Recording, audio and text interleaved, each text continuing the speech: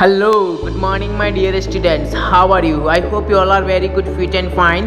So today we are going for English subject. In this English Marigold textbook, we are going for new chapter, unit number 5. Here the name of this chapter is Rip Van Winkle.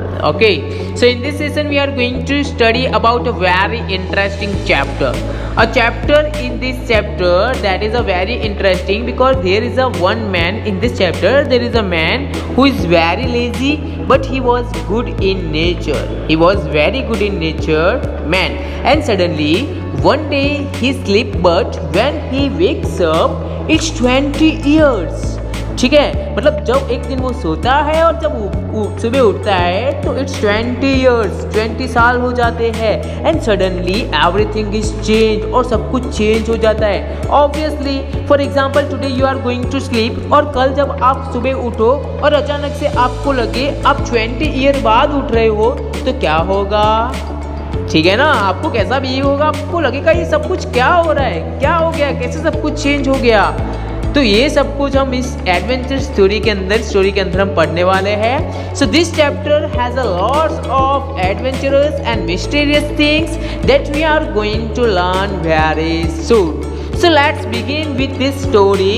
So the name of this chapter is Rip Van Winkle, and it has been adapted from the legend of Rip Van Winkle written by Washington Irving. Okay, ये जो story है उसके author का नाम है Washington Irving, जो कि America के ऑथर है. सो ये एक नॉवेल है, बहुत ही इंटरेस्टिंग सी नॉवेल है. तो उसे नॉवेल में से एक छोटा सा पार्ट यहाँ पे लिया गया है. 1819 में ये नॉवेल पब्लिश हुई थी. किसने पब्लिश करी थी? वॉशिंगटन इरविंग में. और उसी का एक छोटा सा पार्ट हम रिप वैन विंकल के अंदर देखने वाले हैं. ठीक है, मतलब आज से 200 साल पहले ये रिप वैन विंकल की स्टोरी आ गई थी, बट आज हम इसको पढ़ने वाले हैं. Okay, so let's begin. First of all we have to going to see here this word meanings.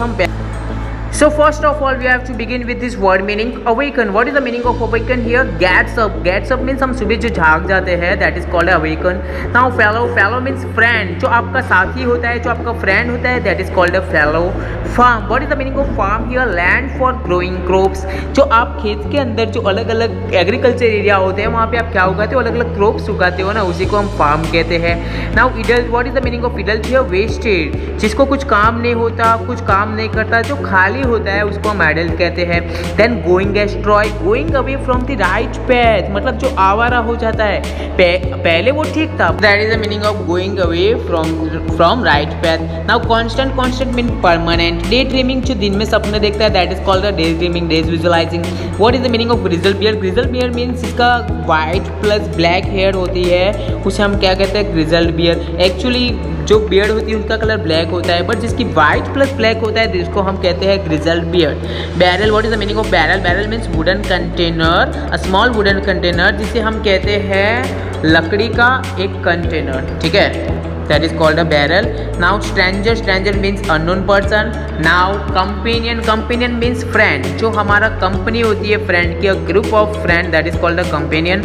Then stare. Stare मतलब किसी को घूर घूर के देखना, look, किसी को घूर घूर के देखते हैं उसको हम stare कहते हैं. What is the meaning of gaze? Gaze means a long look. A long look मतलब निगाह रखना, किसी के ऊपर कंटिन्यू निगाह रखते हैं, उसे हम gaze कहते हैं. Frighten. What is the meaning of frighten? मतलब got afraid, जो डर जाता है, जो डर गया है, उसे हम फ्राइटन कहते हैं. Content means the ingredients. The ingredients जो अलग अलग सामग्री होती है उसे कंटेंट्स कहते हैं. जैसे आपकी बुक्स है तो बुक्स के अंदर कौन कौन से सिलेबस आने वाले हैं तो वो हमारा कंटेंट है. Trembling means shaking. ट्रैम्बलिंग का एक्चुअल मतलब होता है कांपना.